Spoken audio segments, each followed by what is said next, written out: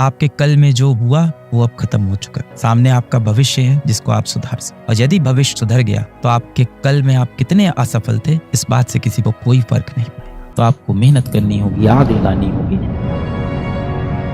झूठ कहती है दुनिया की 22 लाख बच्चों का कंपटीशन है। नहीं है, मैं देख रहा हूँ ना, 22 लाख बच्चा बचा ही नहीं है। 22 लाख में कंपटीशन है ही नहीं। कंपटीशन तो आखिरी 1-1.5 लाख का ही कंपटीशन है। कंपटीशन 22 लाख का है ही नहीं। यही आखिरी के 3 लाख बच्चे हैं जो कम्पीट करते हैं। बेटा यही तो सच्चाई है ना। मैं कितनी बार बोलता हूँ आपसे कि रिजल्ट वाले दिन नहीं आता है, उससे बहुत पहले आ चुका होता है। रिजल्ट वाले दिन बस आपके सामने दिख जाता है, आता उस दिन नहीं। रिजल्ट आपके सामने अभी भी है, बस आप देखते उस वक्त हो उसको जाके। 22 लाख बच्चों में कंपटीशन नहीं है, लास्ट के 3 लाख बच्चों का 15%। हम लोग बार बार बोलते हैं ना कि 22 लाख बच्चे बैठेंगे, इतना बड़ा कंपटीशन है। 3 लाख बच्चे हैं ना, यहाँ होता है कंपटीशन। 3 लाख स्टूडेंट्स, ये है एक्चुअल कंपटीशन आपका। और अब यही लोग बचे हुए हैं। फिर ये गिरते गिरते वहां से और कम होता जाएगा ये डेटा, 5%, 4%। फिर वो अंत वाले बच्चे पहुंचते हैं गवर्नमेंट मेडिकल कॉलेज में। क्या डिस्ट्रैक्शन है आपके जीवन में? मोटिवेशन की कमी है, डिस्ट्रैक्शन है कि सर मोटिवेशन नहीं है, सर लाइफ में बहुत डिस्ट्रैक्शन है। भगवान पे विश्वास करने वाले को, और जब मैं भगवान बोल रहा हूँ तो अपने अपने धर्म के हिसाब से अपने अपने क्रिएटर को आप मान लें।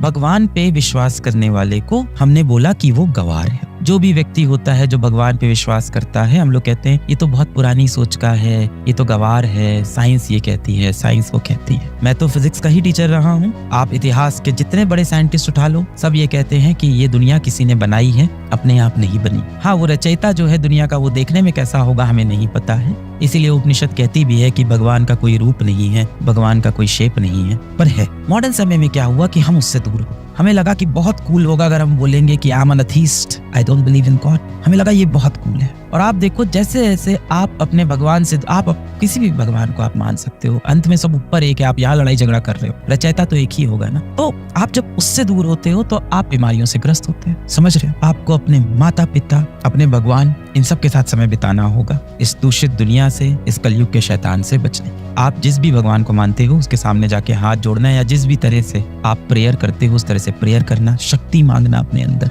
वही आपका असली साथी है, उसने ही आपको बनाया है। इनसे शक्ति लेना, इनसे बात करना, जीवन में सुधरते हैं, कुछ बहुत बढ़िया जीवन में करें, वापस शक्ति लेंगे। और आपको अपने कल को अब भूलना पड़ेगा। जब तक बेटा आप दुख को नहीं छोड़ोगे, दुख आपको नहीं छोड़ेगा। अतीत के बोझ को लेकर आप कभी भी भविष्य में मत जाओ। आपके कल में जो हुआ वो अब खत्म हो चुका है। सामने आपका भविष्य है जिसको आप सुधार सकते। और यदि भविष्य सुधर गया तो आपके कल में आप कितने असफल थे इस बात से किसी को कोई फर्क नहीं।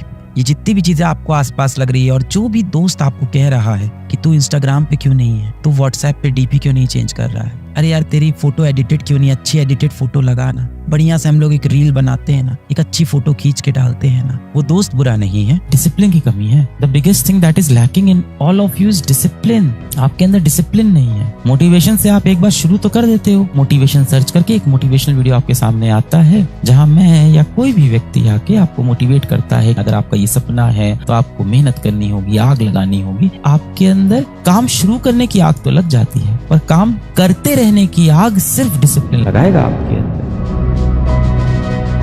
आप अकेले हो ना, तो अपने मेहनत को अपना साथी बनाओ, अपने हिम्मत को अपना साथी बनाओ, अपने कर्म को अपना साथी बनाओ, अपने कर्तव्य को अपना साथी बनाओ, अपने सपने को अपना हमदम बनाओ। मोहब्बत करनी है अपने सपने से करो भाई, अपने कर्म के साथ समय बिताओ। समय बीतेगा, समय बदलेगा, आप चमक के वापस